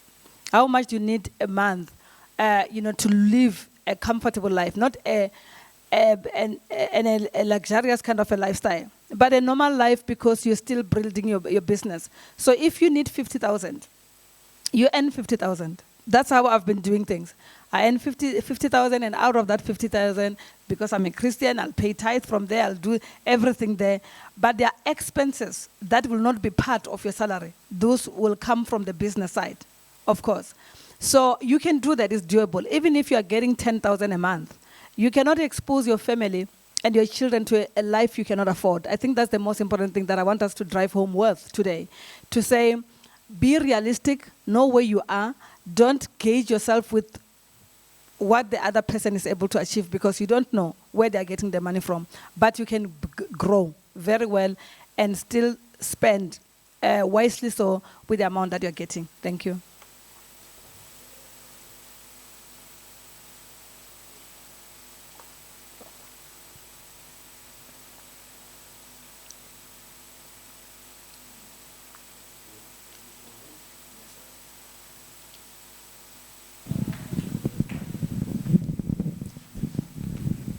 Before you jump in, can I just conclude by just sharing something with them?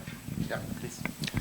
I'm afraid to go in detail with the CSD trick, because I'll be arrested. But if you try to reach to me privately, I can be able to share that. But one of the things that I can share with you that is very important, it's put a lot of commodities as much as we can there on the CSD. But the biggest trick is the addresses. I'll tell you something. Somebody stays in Senten, and they've got an address there as their main address on CSD. And then they have another address maybe in Pretoria, another one maybe. Those are few addresses that you have, right? Maybe you may have addresses in all the provinces, one. But that's not sufficient. The trick of CSD that I can share with you without fear or favor or prejudice is that when you know, say for example, you're talking about Boxback, right? You want to populate addresses and you want to be able to be found in a lot of products, because what CSD does is when the department wants to buy cleaning material, they are going to punch in the information to say we want to buy cleaning material. So the CSD on its own will actually pick addresses that are nearby that institution. So if it's a Boxback Correctional Services, the people that are going to get the invites are the people that have got addresses around the vicinity of the correctional services, not any person who's in Gauteng. That's very important. So what you do as a homework to try to enhance your CSD, you go right down to, say, hospitals in Gauteng. You check them. There's business in hospitals. You check them. Okay, there is Helen Joseph Hospital. There is whatever. You look for addresses around there. It is not punishable by law. There is no policy that says you cannot do that. Remember, the address that is important is the main address that you have registered CSD with. So that's why even when you get POs, the address that will appear there will be your main address.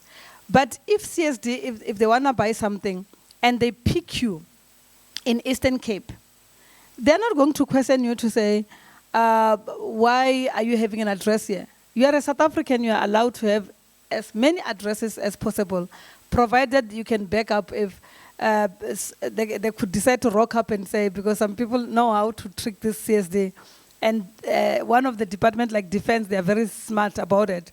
They will come with a PO at your address, but it's only defense. But some of the departments will not bother. They will just email you the PO or call you to say you've got a PO, and then you confirm, and so you can really make it. I promise you, tender is not necessary, but RFQ, you can actually, you can make it with RFQ. Just know the trick of CSD. You will never go hungry. Thank you. So, no, thank you for that, Phumudzo. Because, I mean, I just wanted to say, that it's just like this tax avoidance and tax evasion. We are not talking tax evasion type of material here. We're talking avoidance. This is legit. Above board, a loophole is a loophole because something doesn't work, not because somebody's being malicious. Yeah. So yeah, that's where I'm going to leave it. I mean, Phumudzo did say she's available. For questions. If you have a requirement to have maybe an engagement outside of this.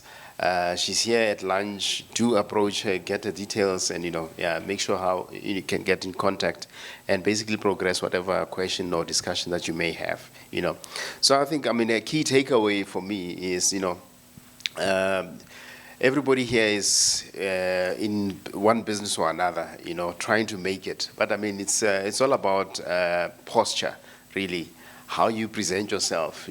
She mentioned, that first meeting in that boardroom full of white males, everybody would probably agree in that boardroom that, she is quite big in terms of her profile. But, it's really the confidence that you show up with. Actually, I read a quote the other day that, when you talk about first impressions, it's not really first impressions based on how you look. People don't really remember much of how you look. It's the confidence is the most important part, So walking into that boardroom with that confidence, it says a lot, that people, somebody can say, okay, I want to buy some of that. I want to have a relationship with that, So that's quite important.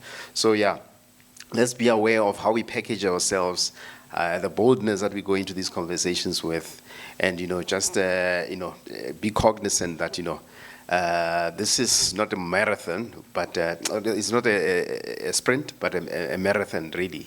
We are building step by step towards something. That vision is important in terms of what it is that you want to achieve, so that you can put all of these nuggets of wisdom into practice in terms of growing step by step to, that legacy that you may be after, that you may be trying to build, So yeah. Before we go, I just want to go around the room if there's any last questions or comments or, okay, all right. I see immediately there's, we have another mic somewhere. Oh, just a curious question on my side. Does our speaker have a consulting office, or maybe she have a place where she normally work, where people, or maybe we can do a directive to send maybe some of our colleagues who are still stranded, because information like this, we are many who are scattered because we have got the confidence of going for hunting a fish, but we can't manage to take it out. So our fish lanes are very small. But I just wanted to check with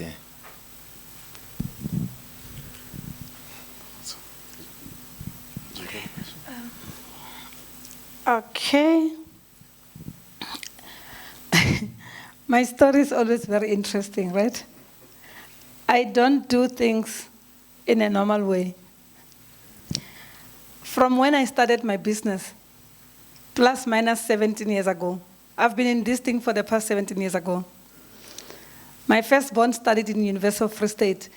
I paid her fees cash from this tender thing that you're talking about. But I never had an office. And I had an office once in Limpopo because I was based this side. So an office was very important because I remember when you tender for some projects like Limpopo and Northwest, I know they like to do physical visits before they can award a tender. So I was forced to actually have an office because of that. But my house, where I've actually segmented my house into, the part of it is a business that I run. And reason being that I still have young kids. My youngest is 15. So they need me, to assist them, take them from school and so on, help them with homework. So I'm not going to be stuck in traffic trying to think that I have to get home at this time. And I get to save a lot of millions on office rental. Because remember, what I mostly do doesn't really require an office. So I've got projects with Northwest. Remember, I'm based in Gauteng. Originally, I'm from Limpopo. And one of the things that they wanted was to do a fiscal inspection. And the 7 companies that we were appointed together had very big and beautiful offices. And I got the tender when they came to my house. And there were about 6. And my table was able to accommodate them. I said, and they asked me why you're working from home. I said, you said it very right. Why am I working from home? I'm working from home because I'm a black woman who is raising children to be relevant and to be something in this community. And I'm not going to splash millions I don't have. For me to be, when you come to my office, you get coffee, you get this and this. I don't have that. I cannot afford that. So you can inspect from this office because I was able to actually make it in a way that I put it in my tender document. My address is that one. There is no law in South Africa. That's why I decided to study law as well, to be relevant, to understand the policies. I know policies. There is nothing that they can tell me. If they say that I cannot be inspected in my own home, I said, where is the police? There's no police that talk about that. The most important thing that you need to do, you must have a part where you can demonstrate that it's an office. You must have your printer, your computer, your whatever. Those are the office equipment that they want to see when they come in. So I've turned my garage into a storeroom and an office. And it's, when you see me, if we are making those video calls or Zoom meetings and so on, I'm sitting in my garage and I'm comfortable. So I can work until 4 o'clock in the morning. Sometimes, I invest on those things. So I don't have an office. My office is my number, is my email, is my WhatsApp. But because I've realized that I have a lot of people that need me to assist them, I decided to say, because I have a lot of things that I deal with, I've trained my daughter. She's got a consulting company because she's an accountant as well. So we have actually put together a program where we are able to capacitate the people that are starting up, especially, this CSD is a challenge, for a lot of people. So we help them. There is one guy that I thought I was going to see, Rusani. He actually approached me from the group, the ESD group, and then he said he wanted me to assist him. He talked to me privately, and then he explained to me that ever since he's been doing this, he has never got any PO. I think we were talking last month or 2 months ago, and I've never met him. And I just took him through, some pointers to say, do this and this. And he sent me a voice note, I think 3 weeks ago, very excited. He said, ever since you taught me those things, I've received 5 POs. And he wanted to come here. Maybe he didn't make it because of the number. I don't know what happened. So it's quite possible, but we have that company. It's just that, with me, when you are to come to me, unfortunately, I will be able to assist you because that's who I am. I like, giving back. But there are those days where you'll contact me and I'm not able to take your call. You can just leave a message. But when I get that moment and you are listening and I teach you stuff and I share, contacts, there's no way that you cannot make it.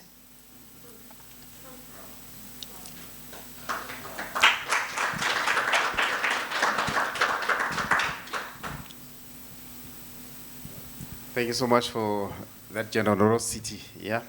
So the support is there. So it's up to you to make the contact and actually take it. Ne? So yeah. So don't say, we didn't actually lay some foundation bricks for you. Ne? So next time we meet you, you better have some good story to report back on. Yeah. So we're watching this space. Yeah. Yeah. Any other comments? Oh, there we go.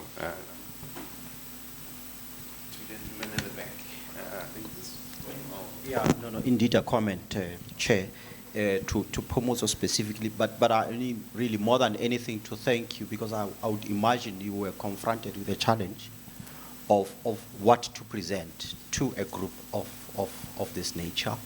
And for me personally, I'm very happy because you have presented to us on things that confront us really, literally on a daily basis. People like us, these are the simplest of things. So it was not a high-level pitched presentation, really practical, relevant.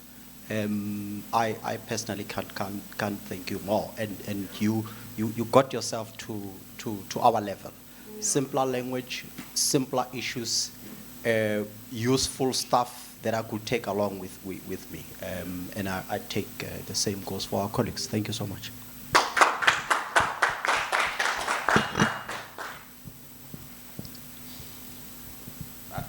I think I made similar points earlier on, and I can assure you, I didn't pay him. Yeah. I didn't even speak to him. Yeah. Yeah. So, yeah.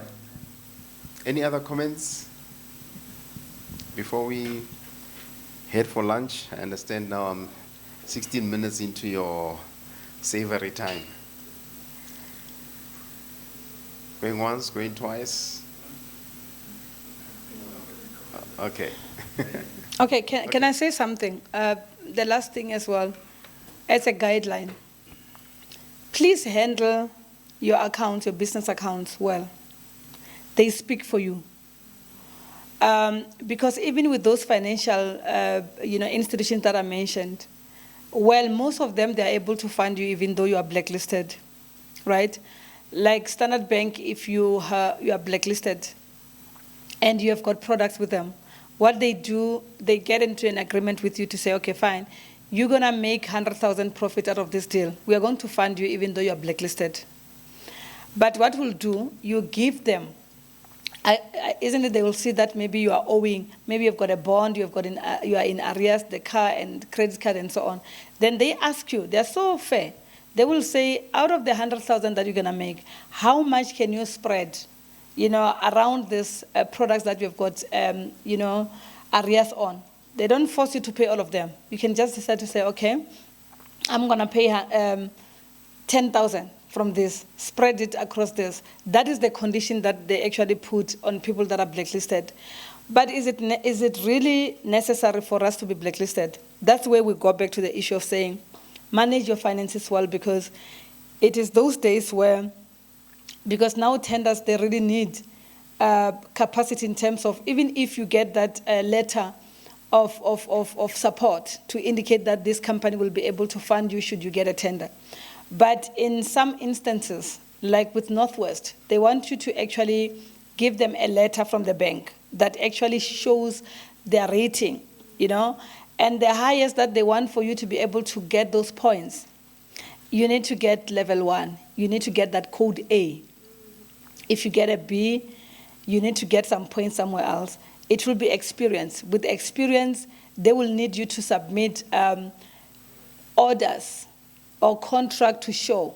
They will, I think if you are to get all the points on the experience side, you need to demonstrate that you have done 9 million. I think it's 6 million and above. You get all the scoring. So imagine if you have all the right documentations, but you have only made 250, thousand. You're not going to make it on the threshold. So, but remember, you grow. As I said, your spending habits, how you control your account, this thing of having personal debits coming off your business account is a no-go area.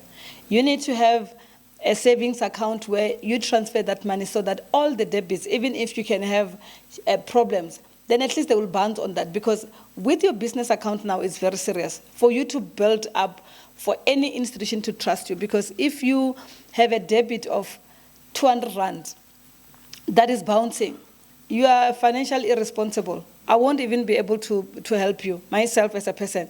So banks are actually looking at that. But the last thing that I want you to also understand, whenever you find yourself, because we do get ourselves in spaces where really we are stuck. We don't know how to come out. We are already up to here. We don't know how to come out. And those contracts that you have signed, whatever the debits and so on, they are also necessary. They are bouncing and so on. Talk to your financial institution. Don't ignore those calls. I shared a story one day to say, there was a point in my life, I've never shared that story on this platform, where in the car that I was driving, the installment was like 14,000 without insurance, right? I got through serious financial challenges, and I couldn't pay the bank for over a year, and they never repossessed my car. It's not a joke. I can prove that. My interest, my arrears were up to 250,000 for my car and separately for my house. And you know what I did? Because when I was doing, this business economics that I studied in grade 11, it really assisted me. I remembered that, Norman. There was something where they taught us to say, these big businesses, they're insured against what we call bad debts. So when they offer you finance, they already insure, but they won't tell you. That's why they encourage you to take an insurance as well against that.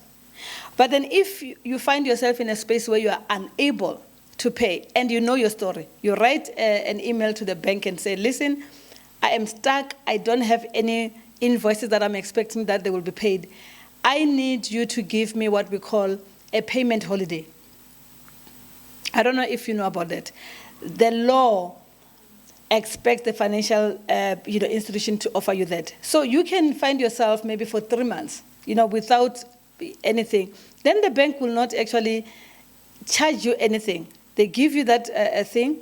But in cases where you are flatly broke and you cannot pay back, you still tell them. I remember during those days, I wrote along, I'm an emotional writer, somebody said that. Don't give me an opportunity to give you a letter or to talk to you. You will just say yes. At that time, I got what we call, when the institution wants to repossess or sell your properties, when you fail to pay, to honor the obligations, then they will approach the court. The process will go through to a point where the sheriff will be given authority to actually, so it's called a letter of execution. So once somebody brings a letter of execution at your place, you must know that you're on the last level of losing your property. One time I came back home, some years back, and I was like out of it at that time. So they came into my house. I didn't have a mortar gate. My gate was just normal. So they were able to open in my absence, because the sheriff is able to get in our security complexes, right? So they got in. They went into my house. I would like to open the curtains. We've got those laces, right? We opened the big curtains. And they were able to peep through that space and see she has got a 2-door fridge, she have got couches, she have got this. They put them on the letter of execution. Those things, and I was owing a company where I was buying the stock from during the feeding scheme era in Limpopo. And I never negotiated with them to update them to say this was happening.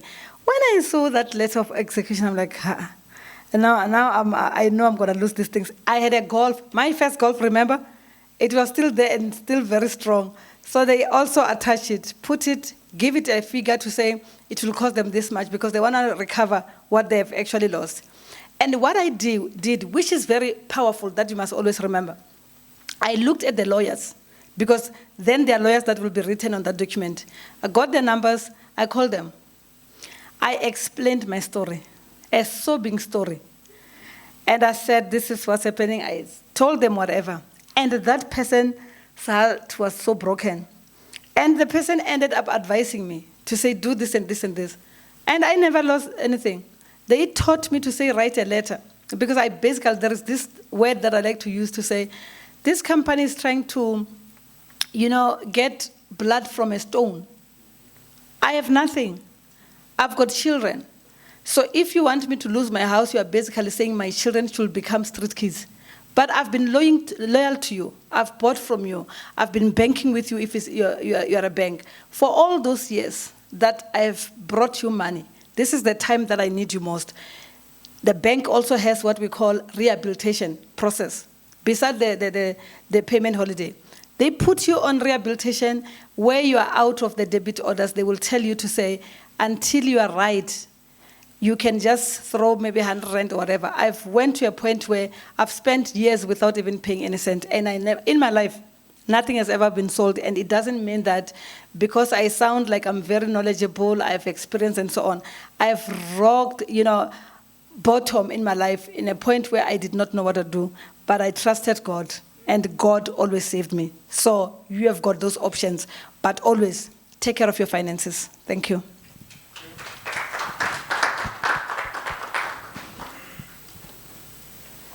Thank you, Phumudzo. I think we should have actually dedicated more time, maybe a whole day, for your talk, because there's so much to share. There's so many lessons that you've gathered along the way, and yeah, we really really appreciate how you showed up today in terms of the level of content, the way it was presented, the relatability, to it, and you being open and vulnerable in terms of your personal, story. We really, really found it very, very valuable, and we cannot be thankful enough, in terms of what you've been able to present, and also being, putting, that your hand out for, if there's any other inquiries or comments or issues that people may want assistance with, being available to actually feel that. That's really really generous of you in a very very African spirit. I'd like to say ra leboga, ndori mo ga maanda. Yeah. So on that note, yes, I think we can break for lunch, and then that's basically the end of our program. But please don't let the food stop conversation. So let's keep it going, and you have plenty of time to network and actually chat amongst yourself afterwards. And so I think on the last note, thank you very much for taking out time out of your very valuable days. We have all benefited, and I think from a UNISA ESD perspective, I think it's a really good feedback and reinforcement that says the program has some value and is actually impacting people's lives in a positive way. So that's really really a good point and it's actually quite reassuring, And please do encourage your colleagues, your counterparts, in terms of particularly those who accept the invitation to come and actually be here, because this personal interaction, in my personal opinion, it weighs a lot more than the virtual interaction. I know those who are online, there's reasons why you had to be online. Some of you didn't make the cutoff. Some of you genuinely couldn't be here. Some of you are out of the province. But if you can actually use the opportunity to be here, please do use it. And if you cannot, please do inform us so that somebody else can actually take your place, because it's actually quite a precious time that we actually get to spend together in this particular forum. Yeah. So I can say that there will be a follow-up again, just like the last time.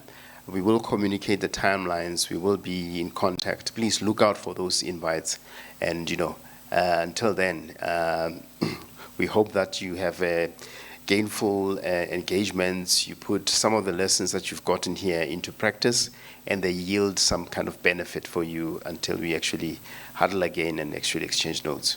On that note, enjoy your lunch, and thank you very much for spending the day with us. Cheers.